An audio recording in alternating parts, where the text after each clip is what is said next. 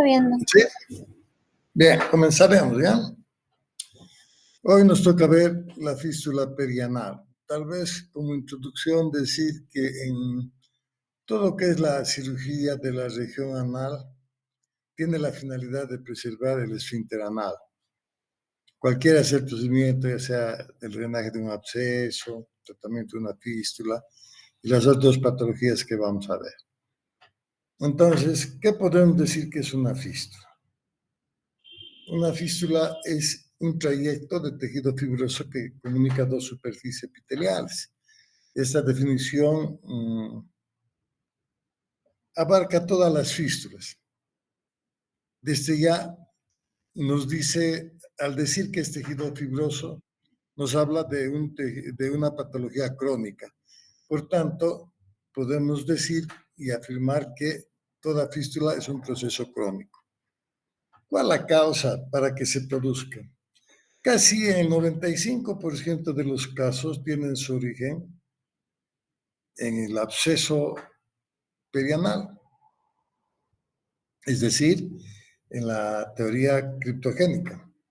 Pero una cosa tenemos que afirmar, que no todo absceso va a ir a una fístula. Pero cuando existe una fístula, en un 95% correspondería a como causa de un absceso. El otro 5%, y este 95% se los ha denominado primarias o idiopáticas.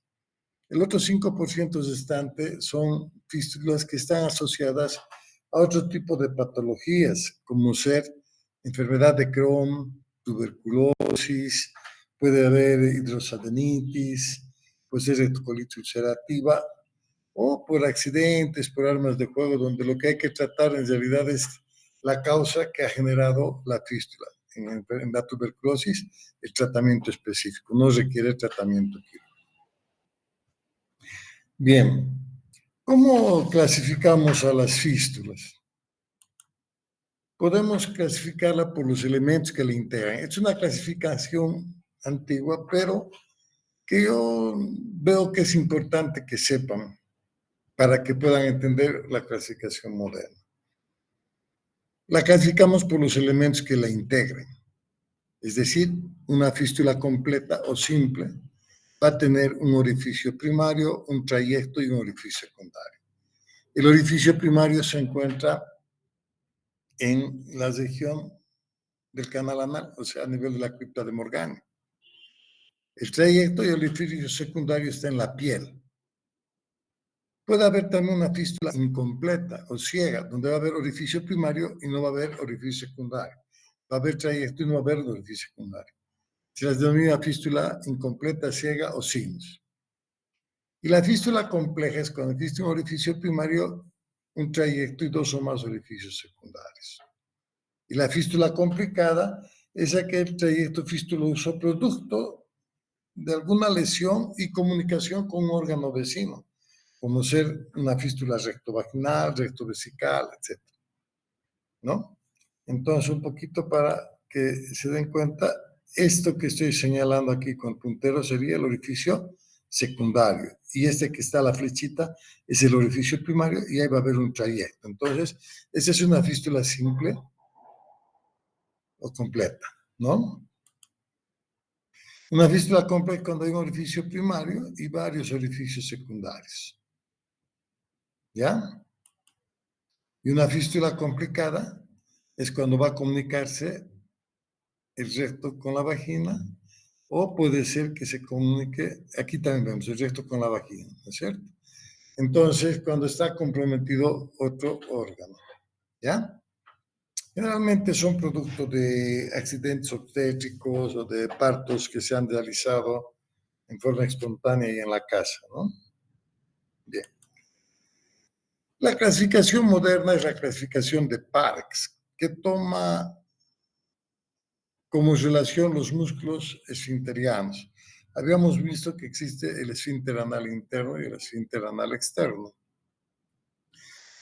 Entonces, no vamos a complicar mucho la clasificación porque ustedes no son especialistas, y vamos a decir que la fístula más común es la fístula interesfinteriana en un 60-65%. La transesfinteriana un 30-35%. Yo lo he colocado como esfinteriana, que vamos a ver, les voy a explicar más adelante para que no se complique. Todo está en relación a lo que sería el esfínter anal interno o externo. En esta gráfica vamos a ver fístulas y vamos a decir cuál es la interesfinteriana. Es esta que está viniendo entre los esfínteres y se va a abrir en la región de las criptas. Ahora, esta fístula interesfinteriana puede tener una apertura alta, una baja, mediana. La fístula que está a su lado es una interesfinteriana alta, que es muy rara, que forma parte de este complejo. O sea, lo que interesa para usted es que hay una fístula interesfinteriana, que es en un gran porcentaje. La transesfinteriana es la que compromete los dos esfínteres. Puede ser apertura alta, media, baja. Y la exesfinteriana, para ser fácil, tenemos una que es alta y una que es superficial. Si se dan cuenta, esta fístula superficial no compromete los esfínteres. ¿Ya? ¿Cuáles son los síntomas y cómo vamos a hacer el diagnóstico? El síntoma más importante es la secreción, que puede ser mucosa, que puede ser fecaloidea. ¿Y cuándo se va a producir dolor?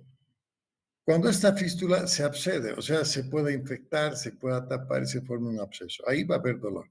Pero dolor en una fístula no complicada es muy interrogado decir hay dolor, muy interrogado, ¿no? Entonces, el paciente además en la anamnesis, en los antecedentes, nos va a avisar de que había algún proceso de absceso, que alguna vez se drenó ya sea en forma espontánea o ya por procedimiento quirúrgico.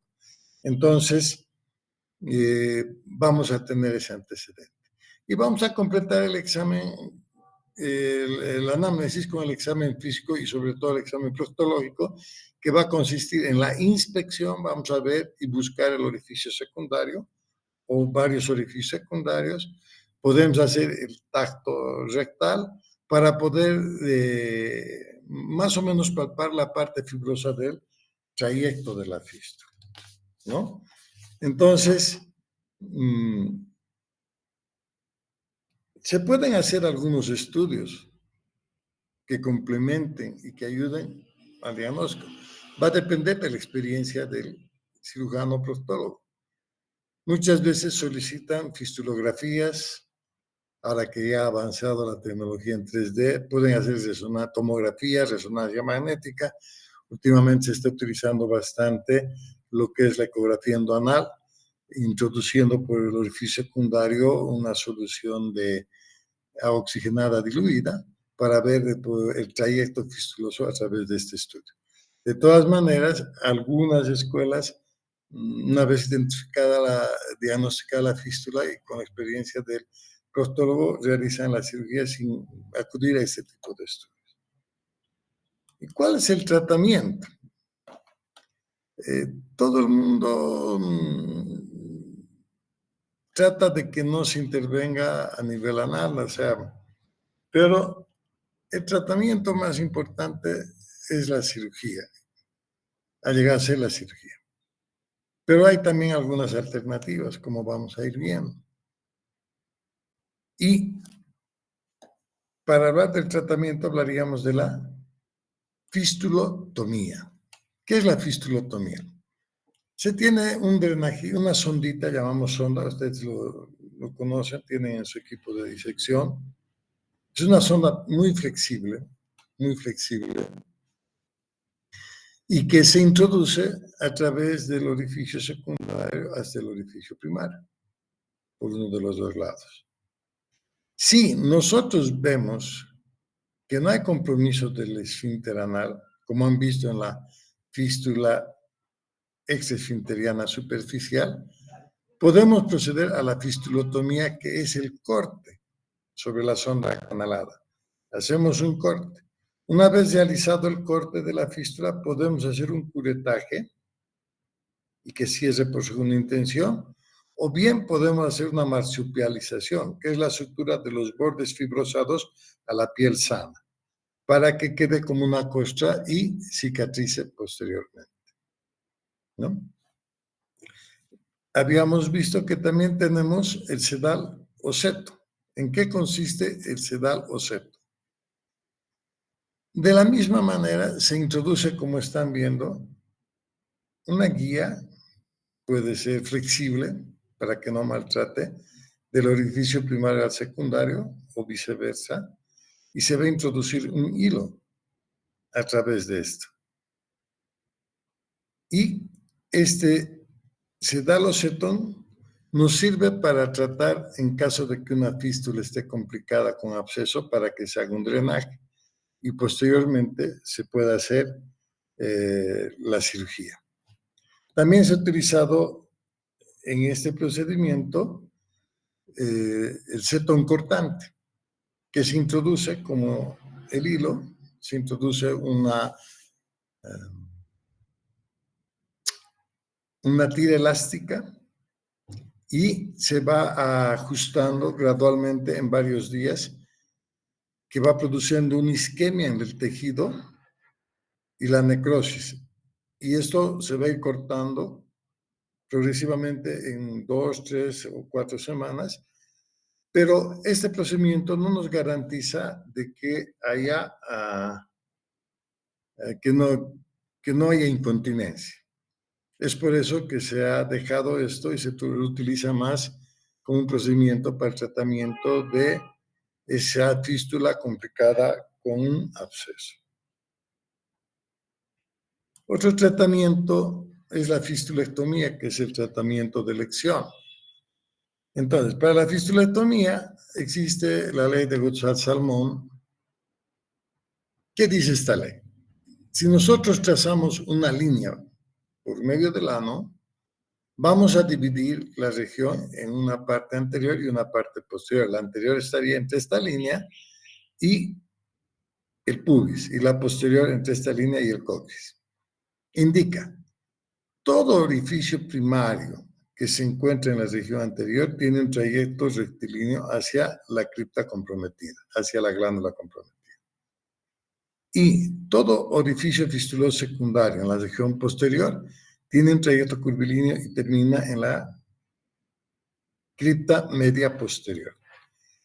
Pero esto tiene sus excepciones, a veces no siempre se cumple. Tiene un poco más de credibilidad en aquellas fístulas que estén próximas a la región anal. ¿Se acuerdan que en la clase anterior dijimos, cuando drenamos un absceso, de preferencia habría que drenar en unos 3 centímetros de diámetro próximos al orificio? Es para que si se produce una fístula, esta pueda entrar dentro de esta regla de Gotthard-Salmón. Entonces, ¿en qué consiste el procedimiento? Una vez identificada la fístula, ¿cómo podemos identificar la fístula, el orificio primario? Podemos introducir agua oxigenada diluida, azul de metileno, y marcar y ver la salida en el orificio primario del líquido. Una vez identificado el orificio primario, procedemos a secar todo lo que es el orificio secundario, ¿no? Así sea la fístula interesfinteriana o transesfinteriana, llegaríamos a perforar, si me permiten el término, el esfínter anal interno o externo, o los dos, y retiramos el orificio primario, hasta el orificio primario. Retiramos la fístula como si fuera un tubito y va a quedar el orificio, el esfínter anal interno o externo con un orificio. Si nosotros lo dejamos así, hay recidiva. Entonces, tenemos que colocar un setón guía, como están viendo aquí en cordón azul. Es un hilo de seda en el acto quirúrgico que hacemos pasar por el orificio por donde ha transcurrido o que estaba el trayecto fistuloso. Y lo dejamos anudado y después de un tiempo, más o menos 15 días, Procedemos bajo anestesia general, de la fistulectomía es con anestesia regional general. En el segundo tiempo, procedemos a la sección del esfínter anal. Ustedes dirán, hay que preservar el esfínter. Si nosotros cortaríamos en el primer tiempo el esfínter anal, se produce una retracción. Pero, en este caso, al dejar este setón guía, se va a producir adherencias en la vecindad. Cuando nosotros recortemos el esfínter, no va a haber gran retracción por estas adherencias que se han formado de la vecindad. Y vamos a esperar que la cicatrización, al igual que en el absceso, se produzca de dentro a afuera. En inicio puede haber un poco de incontinencia, pueden salirse las heces en inicio, pero después, cuando ya ha cicatrizado completamente, en unas 3, 4 semanas, va a retomar su continencia el esfínter anal. Entonces, ¿cómo se denominaría este procedimiento? Se denominaría fistulectomía con setón guía para esfinterotomía diferida. Entonces, ese es el denominativo que tiene este procedimiento. Otros procedimientos que pueden realizarse cuando hay fístulas profundas es la del colgajo de avance. Consiste en retirar en el orificio primario la mucosa y hacer un colgajo en U y suturar y traer sobre el orificio primario. Tal vez el inconveniente de esto es que podría producir un ectropio, es decir, que crezca mucosa un poco en el margen anal, que sería tal vez muy molestoso para el paciente. También se ha podido observar que se ha usado biomateriales y terapia biológica. Un adhesivo de fibrina que se introduce por el orificio secundario. Para hacer este procedimiento, uno debe limpiar bien el trayecto fistuloso con una jeringuita limpia, limpiar bien, colocar un punto al orificio primario e introducir este adhesivo de fibrina. Otro procedimiento similar es el tapón de colágeno, un plug. Es como un conito que, al igual que al hacer el setón guía o el setón cortante, se introduce la guía y se hace pasar este tapón, que es una forma de cono, y se coloca un punto fijando el tapón en el orificio primario y en el orificio secundario con material no absorbible. Es como si estuviéramos tapando en el trayecto, ¿no? También hay otros procedimientos como la ligadura interesfinteriana. Esto lo han descrito en 2007. Al parecer está dando buenos resultados. ¿Y en qué consiste? Uno ingresa en el espacio interesfinteriano, entre los esfínteres, encuentra el trayecto fistuloso y lo liga a ambos lados. De esta manera se estaría preservando el esfínter y se estaría cortando el trayecto fistuloso. Al parecer, indican que hay un buen resultado. Ahora, no nos olvidemos que habíamos visto en los abscesos complicados, como son el absceso en herradura. Algunas veces estos abscesos, que son raros, pueden generar también unas fístulas en herradura. Y para eso se hace una cirugía con los setón guía, ¿no? Y es un tratamiento largo, porque hay que secar aquí la fistulectomía en la herradura, dejando los orificios, como vimos en el en el tratamiento del absceso en herradura. Voy a buscar una imagen aquí. ¿no es cierto? Entonces, miren, hay que dejar los orificios abiertos, retirar el trayecto fistuloso de ambos lados y dejar unos drenajes para que pueda de esta manera cicatrizar por segunda intención.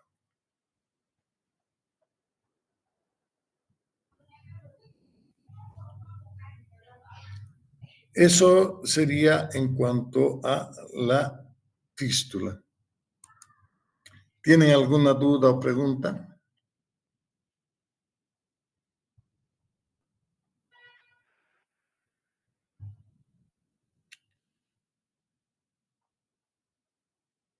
Bien. Sé que hoy día han dado su examen ¿de qué han dado? Epidemia, ¿no? Sí, doctor, el tercer Entonces, vamos a parar aquí. Quería avanzar en hemorroides, pero mañana vamos a terminar la clase, o sea, el día miércoles van a tener libre. Mañana vamos a hablar de hemorroides y de fisura anal. ¿Alguna duda o pregunta que tengan al respecto sobre lo que hemos tratado? ¿Alguna duda sobre el primer día de clase?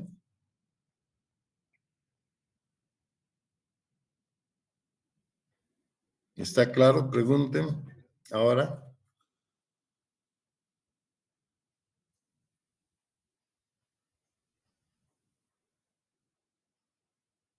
Bueno, si no hay dudas, entonces nos vemos mañana para... Teníamos hasta el miércoles la clase, ¿no? Como están en exámenes y todo eso, creo que es un poco complicado. Yo creo mañana vamos a completar los dos temas que nos faltan. Uno de ellos es corto y mañana completaríamos con hemorroides y fisura anal. ¿Está bien? Está bien, doctor. Sí, Ya. doctor, muchas gracias. Ya, hasta mañana. Hasta luego, doctor. Hasta luego, doctor.